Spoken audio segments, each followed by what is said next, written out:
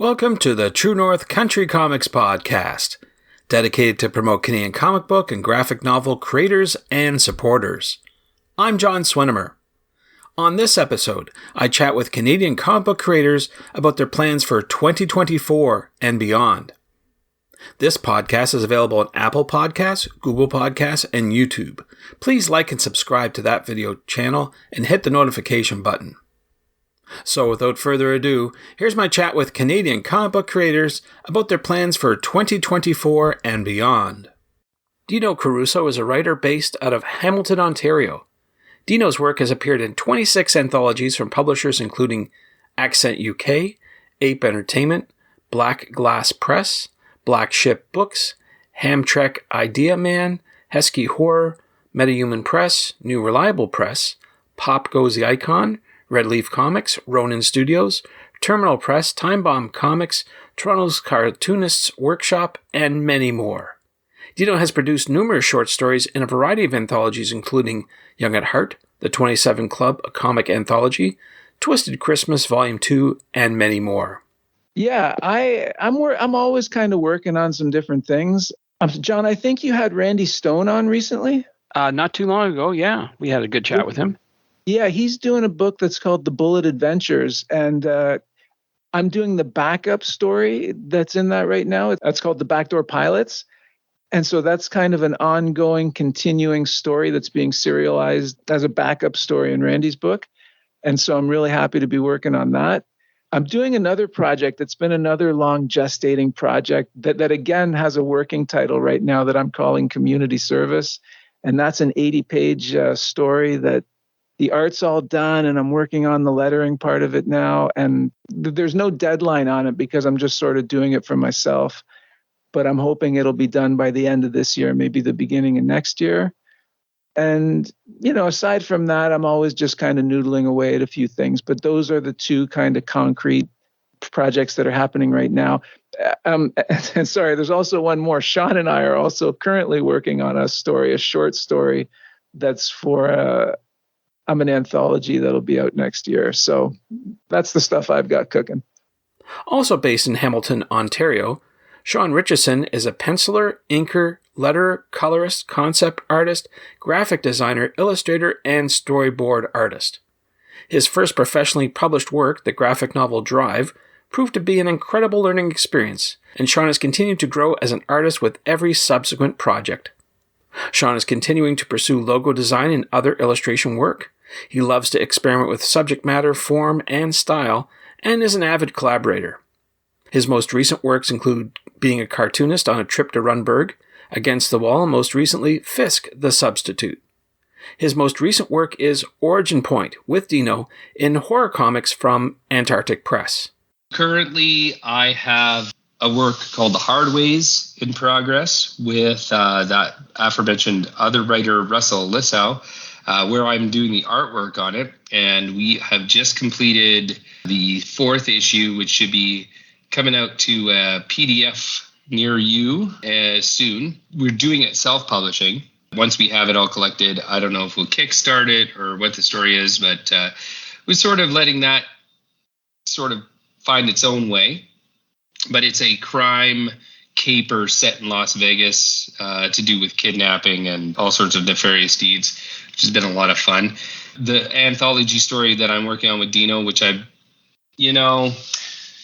I don't claim to have any focus at all. So as soon as somebody knocks on my door and says, hey, I had this idea, I look at it and I say, that looks so much fun, I want to do it. So I've been chipping away at both of those. And I think I'm about halfway through the short story with Dino, and it's been a ton of fun. We're going to call that one 8 Arms of Doom, and that should be coming out in an anthology on Kickstarter not too long from now, because I think I've got to have the art turned in by the 8th of October.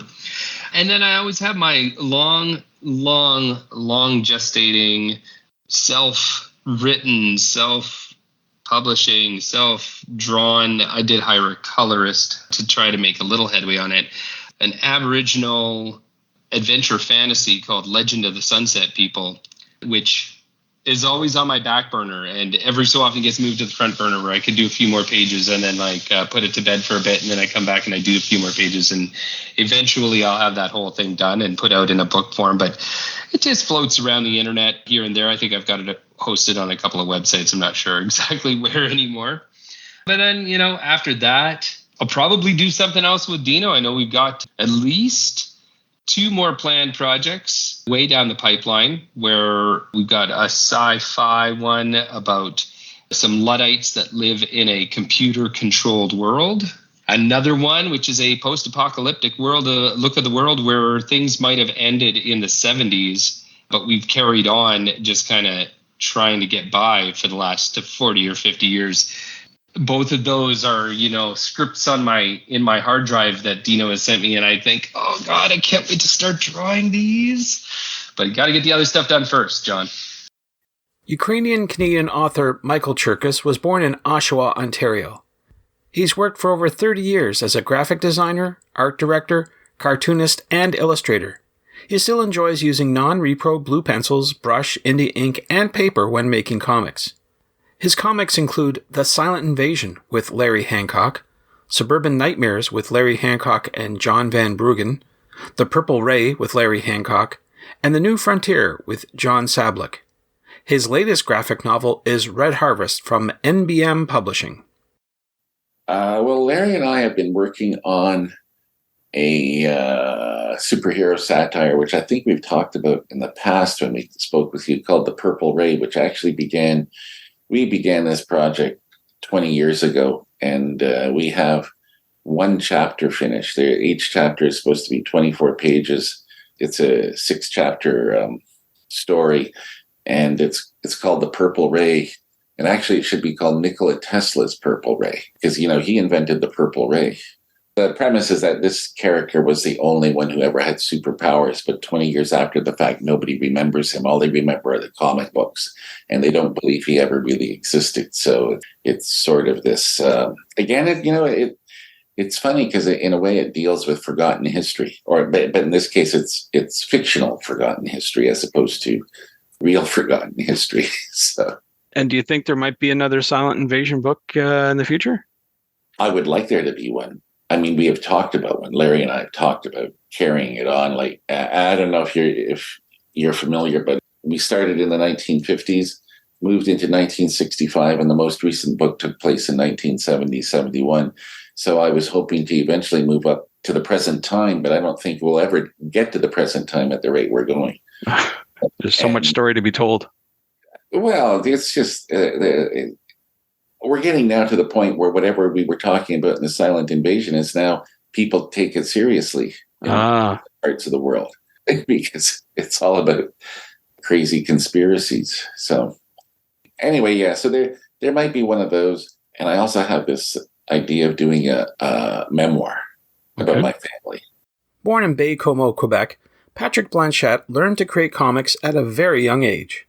He discovered Japanese animation on television and then was introduced to American cartoons while he was studying at college. These 2 influences would greatly shape his style. Patrick then continued his training in animation and storyboarding at Laval University. When he's not drawing, which he does almost all the time, Patrick likes to cook, follow the news, play video games, watch animated series with his partner, and take long walks.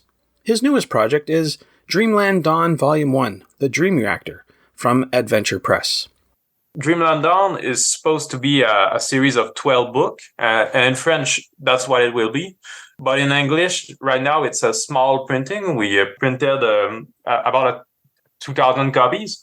It's available everywhere in Canada, so if you go to a bookstore, you can order it. But whether or not we will translate the following volume will depend on the sale of this one. And we might also look for an English publisher in the States or in English Canada if this printing doesn't sell right now because we don't have a huge marketing budget behind it. But if it works out, then the other volume will be translated in English and there will be 12. Claire Lordon is an American-Canadian illustrator and designer who lives in Vancouver, British Columbia. She creates artwork, surface designs, murals, and greeting cards for many companies. She earned her BFA in illustration at the Rhode Island School of Design. Claire's work is inspired by her lifelong spirit for adventure, a love of the outdoors, and enthusiasm for travel. She enjoys long-distance running, hiking, and snowboarding. Her debut graphic memoir is One in a Million. As far as up-and-coming things, they're really in the early stages right now. I'm still working on, I'd say I have 2 projects that I'm really excited about that, again, are just in the early stages. So the drafts haven't been finalized. And so not sure I would talk about them at this point just because I don't Sure. want to say Yeah, something that I'm going to change if Absolutely. I need to in the draft or something. But I'm really excited about them, and I'm been going back and forth with them with my agent, and yeah, I'm excited to see where they both go. Based in Toronto, Ontario, Paré-Sorel is an Eisner Award and Schuster Award-winning illustrator. His work includes titles such as Teenage Mutant Ninja Turtles, Ghostbusters, Black Panther, Spider-Man, G.I. Joe, Captain Canuck, and many more. His art has appeared in Black Comics Returns and his own independent Haven series comics. Paris is the illustrator of the new graphic novel Static Up All Night with author Lamar Giles. It's hard to say right now. I know because between since Afterlift and while working on All Nighter, Jason has just become incredibly popular. Mhm. Not just for his illustration, but now for his writing as well. So I'd love to do more, but at the same time, I'm doing more with my illustration now versus just my coloring. So if everyone's schedules can line up, I'd love to. Maybe not for another 3 volumes like All Nighter, but Right. maybe another 5 or 6 issues like Afterlift. I'd always be happy with this group again. Sure. Yeah, I guess that's a challenge as you become more popular. You're getting pulled in so many directions that getting to do the stuff that you love might be more of a challenge, I guess. Yeah, exactly. I mean, I always enjoyed working with this group because it was that work that I knew I could do. It's not to say I can't do other things. It's very simply, I don't go into it with any sort of hesitation. There's Right. never any worry oh, well, am I going to screw this up? Because I know how to work with this team. I know what it all looks like together.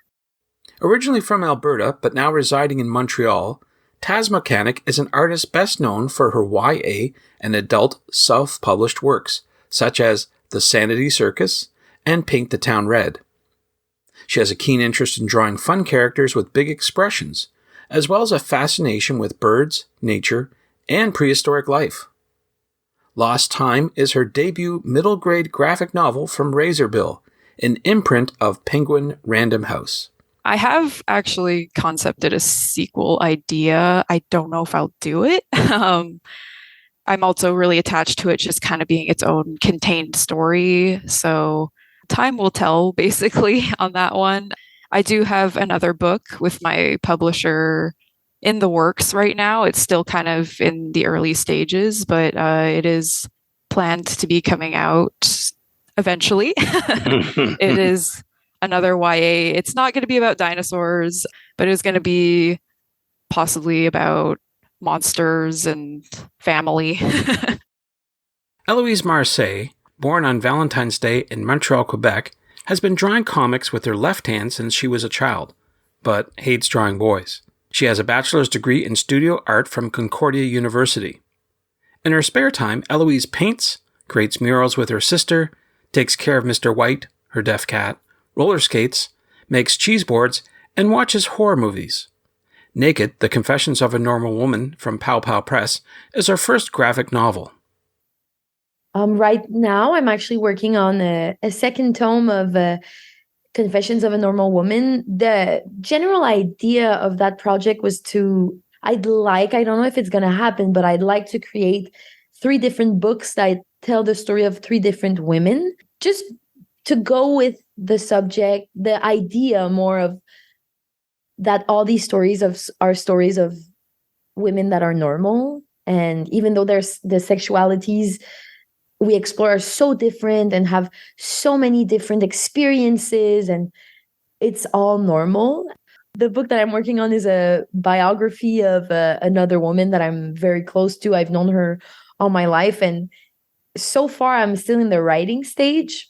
But so far, I think it's already so much stronger and better than the first book. Maybe it's because I'm not writing about myself. It's a very different writing experience. Maybe also because I learned so much while doing the first one that I know what mistakes to avoid. But it's just so... Working on that book allows me to explore so many themes that I wasn't able to explore in my first book because, of course, I'm just one person. I haven't lived everything. For example, in my book, I didn't really touch on like abusive relationships because I just haven't been in one. And she has lived a 5-year relationship with a narcissist. I'm like learning so much writing about that, and she's also an author and she writes beautifully and she has such an interesting way of talking about her experience, and like she's healed from that experience. It's a very beautiful and interesting experience to touch on that subject and, you know, brainstorm with her and going through all those moments. And I think it's very important also to talk about those subjects because education is like one of the best tools to save yourself from these situations or avoid these situations and just be able to like notice the red flags. And anyways, I could talk about this for hours, but I think it's just very interesting that I get to touch on so many different subjects talking about her life.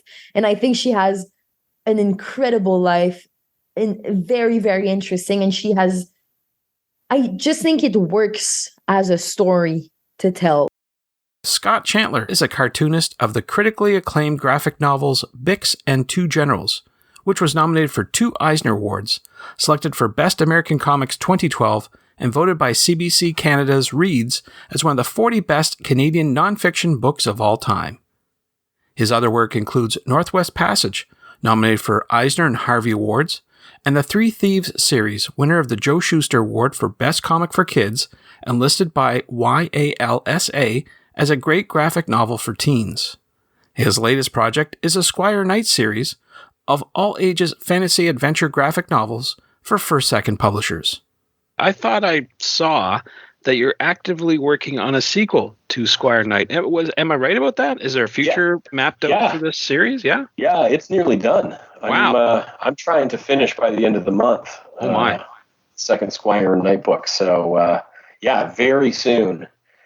A second book will be out there. No plans for a third quite yet. Okay. But that's motivation for people to go out and buy the first book. Yeah, maybe we can convince them. Sure. Now, beyond Squire Knight, and I don't want to jinx things, what else do you have on the go, or do you have time for anything else? Is the question. I've been going pretty hard on Squire Knight for the last couple of years. You know, the first book and this new one. And really, I have not lined up anything else, which is weird for me. I've pretty well been nose to the grindstone on this, and not really thinking about much else. Sure. I by the time a book is half done, usually I'm getting kind of antsy to get something else lined up. You know, it's my old freelancer's instincts that make sure you know where the next job is coming from. Exactly. But there are a couple of possibilities. Nothing I'd be able to talk about yet. Oh yeah, sure. But nothing definite. Okay. So when this sequel is done at the end of the month, I might just take some actual time off. Glen Carabin is a comic book creator working out of Eastern Passage, Nova Scotia. After writing a story inspired by the neighboring city of Dartmouth, but unable to find an artist to illustrate his book, Glen got creative, and through employing a Canon Rebel T2i, Adobe Photoshop Elements, and Illustrator on a Mac Mini, with Blambot fonts created by award-winning comic book letterer and graphic designer Nick Picos, he developed a unique comic art style that resulted in the creation of Dartmouth, a supernatural superhero thriller. The finale, which is going to take place in issue 3. I'm currently working on issue 3, and it takes about 18 months to 20 months to do this with everything else going on. So into 2024, 2025, it looks like when part 3 will be out. But yeah, fresh off the printers, number 2, and we have lots of copies of that out there right now. Jack Briglio is a writer of the Eisner-nominated fantasy adventure series Growing Up Enchanted for Marcosia. He's also the creator of Dominion Jack, a serial in the Joe Shuster-nominated Canadian superhero anthology series True Patriot Presents for Chapter House Publishing.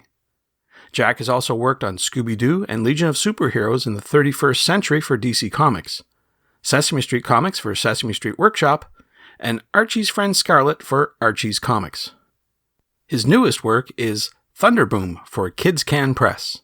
Actually, another book that people who follow my work may be familiar with, Growing Up Enchanted, a fantasy adventure that was one of the first things I did, and nominated for an Eisner ages ago now.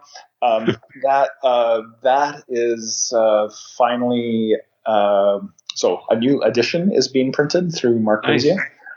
But it's a special edition in that it's finally being colored. So it was a black and white book. So we finally did colored both volume 1 and volume 2. So volume 1 is coming out in September. That's the other imminent release of mine. Also for middle grade readers, Growing Up Enchanted. So looking forward to having that back out as well. So Dominion Jack's back, Growing Up Enchanted's back. I've got a few other things that I'm working on too. Another book that's going to be coming out from Marcosia, a sci-fi noir, but that's further down the line. It's still in the process of being completed. And just pitching, trying to come up with some new things, and hope to announce a few other things soon if things proceed well. Bill Slavin is an award-winning illustrator hailing from Belleville, Ontario. He studied cartooning and graphic story illustration at Sheridan College. His illustration work includes Paulette Bourgeois' book Too Many Chickens, as well as a number of other children's books. With his wife Esperanza Melo, he was a member of the Millbrook Gallery, a gallery collective of 19 local artists in Millbrook, Ontario. Recently, he returned to his childhood love of comics and graphic novels, writing and illustrating the graphic novel trilogy for kids, Elephants Never Forget, as well as a Mordecai Crow trilogy, Mordecai Crow Secrets of Jero, his first book with Renegade Arts Entertainment. I guess that cat's out of the bag. We did put trilogy on the first book, so I guess that was obvious. Yeah, book 2 is actually all pretty well done. In fact, today, this week, I've been working on the cover for book 2, and doing some stuff to get it print ready. It'll be out next spring. And then the third book is really well along as well. I broke from it to do this work, but I'd say, book 3 is maybe 2/3 done already. So wow, it's great. So I'm just trying to keep ahead of the curve because besides, what else am I going to do? Graham Annable is an Oscar-nominated director, cartoonist, and animator living just outside of Ottawa with his wife and 2 boys. Graham's unique voice has been consistently recognized in the mediums of film, games, and graphic novels throughout his career, garnering numerous awards and nominations along the way. When he's not taking his pugs for a walk in the woods, he can usually be found doodling ideas for his latest project in the studio. Graham's latest book is Eerie Tales from the School of Screams from First Second Books. Just about to say, I have things on the go, but I don't know that any of them are stuff I can talk about. I shouldn't say I've one of the last bigger gigs I did in terms of film work as I storyboarded on the Guillermo del Toro's Pinocchio movie. And that was great. Congrats fun. On that. Yeah, thanks. For sure. Yeah, that was wild how it just sort of scooped through all the awards shows, and I've never worked on a project that did quite what that did. So that was really neat. Yeah. I'm currently storyboarding on a television show that I can't specify as of yet. Right. And I've got a few different book pitches that are hopefully going to see the light of day. So a few different things. And I've got an animated short that I've been picking away at for, about 3-4 years now, and that's still got a ways to go. Kagan McLeod is an illustrator and comic book artist known for expressive brush drawing in ink, watercolor, and acrylic gouache. Kagan has had illustrations published in magazines including GQ, Cosmopolitan, Time, People, and Reader's Digest, as well as newspapers, the New York Times, the Wall Street Journal, the Washington Post, and the Los Angeles Times. In comics, he's known for his book Infinite Kung Fu and Chip Zdarsky's Captera. He's also worked on IDW's Cobra Kai comic. In 2019, Penguin Random House published his instructive drawing book Draw People Every Day. Kagan's work can also be seen in the end credits to the Disney Marvel TV show She-Hulk Attorney at Law that featured his illustrations.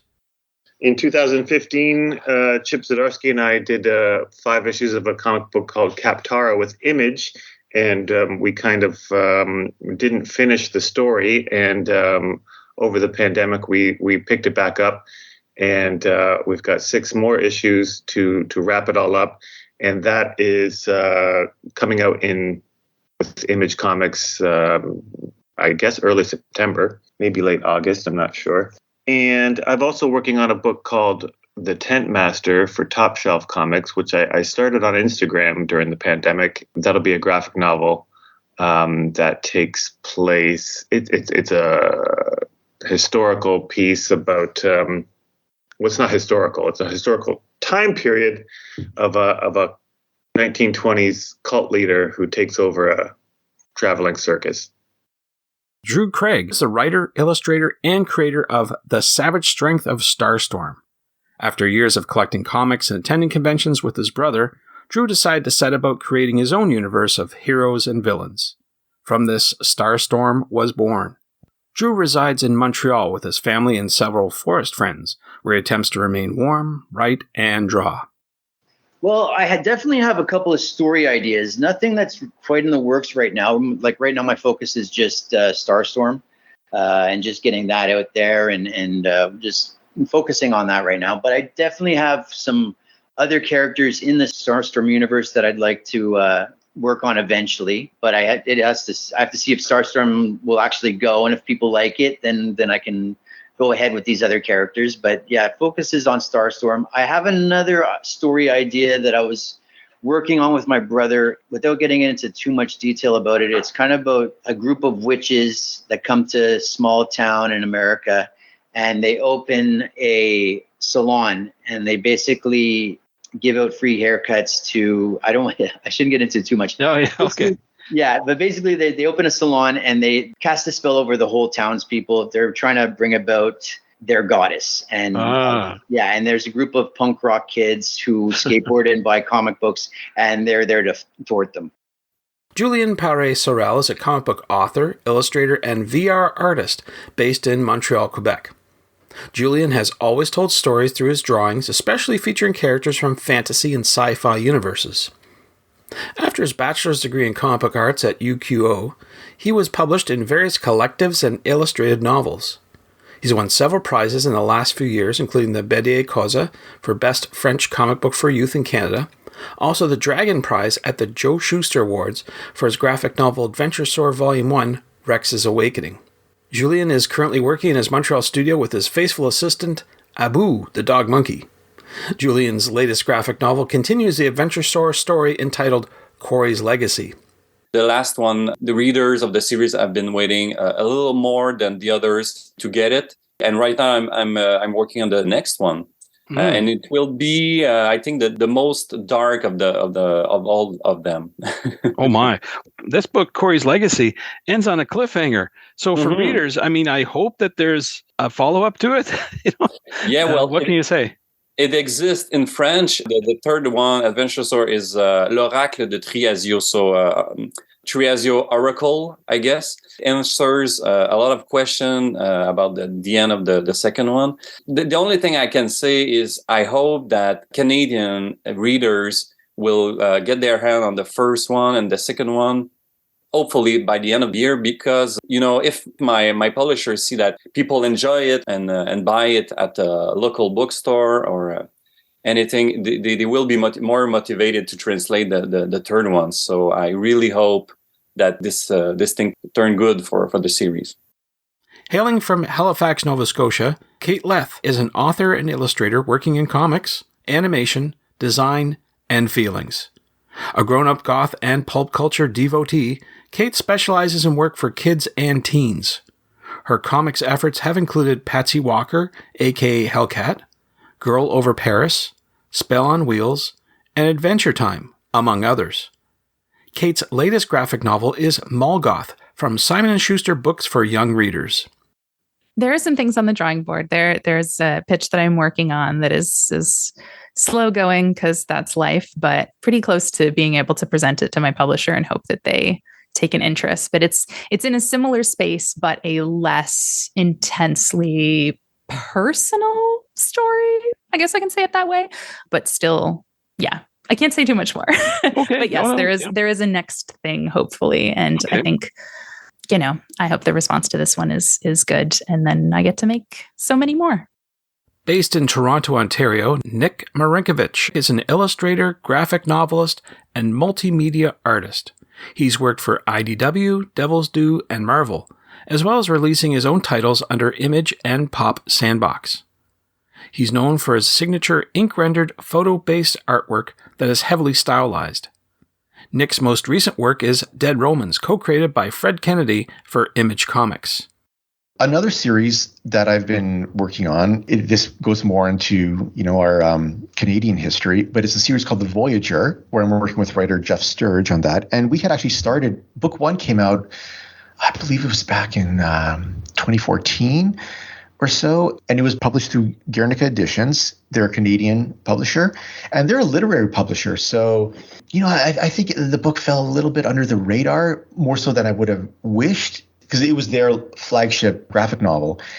And to produce it, we had actually won the Ontario Arts Council grant, the Writers' Works in Progress grant. So that provided the majority of the funding, as well as a Kickstarter campaign for me to do it. It was a 100-page graphic novel. It starts in Ireland with our main character, Fintan, and eventually through the story, he will eventually meet up with Samuel de Champlain as they head to the New World to establish the Quebec colony, hence the title, The Voyager. Book 1, it did okay, but when Jeff showed me the script for book 2, I thought we had a real winner there that we needed to do. So I started it even before we had solidified the funding for it. But, then reality kind of took over. And after getting about halfway through, I had to shelve it for a while, just to work on other projects that were simply bringing in more money. But at the whole time, I would keep going back to Voyager 2. And then Dead Romans happened, so I had to completely shelve Voyager for a year and a half while I did Dead Romans. And now that that's finished, we're back on the track, and it's going great. And I plan to I only had 20 pages left, and I'm just finishing those up right now. So Voyager 2 should be coming out ideally in the spring of 2024. I'm really happy with the way this book is coming along. I think it's just at another level from what we did with book 1, and I was happy with book 1. That's what I'm working on now, and I'm starting to show little previews of it on my socials at the moment, and it's coming along really nicely. Based in Ontario, Emily Carroll is the writer and artist of numerous award-winning comics, both online and in print. Her debut horror comics collection, Through the Woods, won both the Eisner Award and the British Fantasy Award in 2014. Her work includes When I Arrived at the Castle from Koyama Press, a Baroque horror story dealing with lust and addiction, and a graphic novel adaptation of Laurie Halse Anderson's novel Speak. Emily is also known for the short comics she posts on her website. Her most recent work is A Guest in the House, published by First Second. Currently, I'm working on stuff, but it's still, I'm still in the trial and error phase of, working on stories. I have a bunch of stories written and some of them penciled out. That's one of the things that I'm trying to do is pencil everything out in advance so that when it comes time to draw it, I can just ink and I won't have to figure it out on the go. But I think that figuring it out on the go is just part of my work style and makes it interesting to me. So, but I do have sort of things on the go, short stories, but I don't know if I'm going to take them to completion yet. So I'm still working on other stuff. Matt McGrath is a writer and marketing professional who lives in Toronto. He currently works as a content writer, specializing in educational marketing. He's also the co-founder of the Toronto theatre production company Bygone Theatre. Matt's short comics have appeared in Gothic Tales of Haunted Futures for Renegade Arts Entertainment, Strange Romance Volume 3, A Soul Divided Caged in Flesh for Red Stalo Media, and Called Into Being. His most recent project was his first self-published comic, ID 10T Error, successfully funded on Kickstarter. Matt's newest Kickstarter venture is entitled Everyday Fears. ID10T Error issue 3 has been written. So yeah, that will be the final issue. That'll cap off the series. So I have a rough draft of that done that I have to kind of go back after once Everyday Fears is kind of off and running, kind of go back and polish that up, make sure that it's good for Otavio to kind of get started on it, hopefully in January 2024 or, the first couple of months of January or first couple of months of 2024. Yeah, and I've also been working on another project with an illustrator in Manitoba named Marissa Mayhew. We've been working on this for a really long time, almost 3 years. So yeah, that's a bigger project. It's going to be a 80-page graphic novel based on the works of Georges Méliès, if you're familiar with him. He's the turn of the century filmmaker. He did a trip to the moon and he did some films. So yeah. This story is kind of inspired by his films, the look and the kind of story of the graphic novels. Really inspired by his work, also a little bit inspired by Wes Anderson as well. We kind of like going for that tone. So yeah, the script is done. We've got 11 pages drawn. And right now we're just kind of looking for grants with Ontario grants, or she's based in Manitoba, so Manitoban grants, and hopefully looking to get a little bit more funding for that before we launch it on Kickstarter and, I don't know, maybe end of next year. Martin Duncan is the founder and publisher of Slam Press Tomes. Dedicated to crafting lavish, artist-driven tomes, he himself will be proud to own and display prominently on his shelves and coffee table. Slam Press Tomes is a boutique publishing house with a mission, producing high-quality books and publications featuring contemporary visionary talent. Top artists, both emerging and veteran, are unleashed upon genre-based literary classics. His recent publication, Dracula Visions, received critical acclaim. Martin's latest project is Frankenstein Visions. I could give you a little snippet. So, assuming Frankenstein Visions goes well, as I mentioned, I'd love to do a book every couple of years, very similar to this type of style. There's actually two things I want to start dipping my toe in. One of them is the gaming world. So, what I mean by that is I'm a big RPG gamer, like Dungeons and Dragons, that sort of stuff. So, I'd love to maybe release some material for Dungeons and Dragons, maybe via Kickstarter. We'll have some of our amazing artists on there doing their renditions, and then I also have a writer who used to actually write modules for a living, so that's something we're looking to get into. And then of course with the Visions line, we're looking to also do a third book, and we're leaning very heavily into twisted fairy tales. So I think it's going to be something like Grimm Visions with the Brothers Grimm. And then we're looking at the original text, which is, if you haven't read it, it's very different than the Disney-sized ones that you would be watching or used to. Very dark and very, very interesting. So that is something that I'm definitely, it hasn't been finalized, but I'll let you know this is something that we're looking at. Ashley Hasfal is a 2D designer and screenwriter whose work as a background artist can be found on popular television shows such as the Emmy Award-winning Rick and Morty, Magic School Bus Rides Again, and Esme and Roy. She's written multiple episodes for popular kids shows like Xavier Riddle and the Secret Museum for PBS. Pages of her self-published comic Initium were displayed at the Jeppe Entertainment Museum exhibit Milestones African Americans in Comics, Pop Culture and Beyond in 2013. Ashley's work in graphic novels seek to center Caribbean diasporic identity and mythology mixed with lighthearted comedy. I am currently working on a unnamed project. I haven't found a name for it yet, but basically it's about two young people who fall in love at a party. And it's going to be a short comic. It's about a girl mostly. Her name is Zora, and she's gotten out of a really bad relationship and she's kind of hopeless, and her friends take her to this party and she meets this guy and they hit it off right away, and just kind of encapsulating that moment of being young and in love. And that's what I have coming up next. Thanks to all the creators for the chat. You can discover their full interviews on TrueNorthCountryComics.com. Remember to keep an eye open for all their future projects in the coming months. And thanks to you for listening to the True North Country Comics podcast. If you haven't done so already, please subscribe to and like this podcast on Apple Podcasts. And remember to check out the TrueNorthCountryComics.com website. True North Country Comics is on YouTube. Please like and subscribe to that video channel and hit the notification button. You can follow along at True North Country Comics on most social media sites.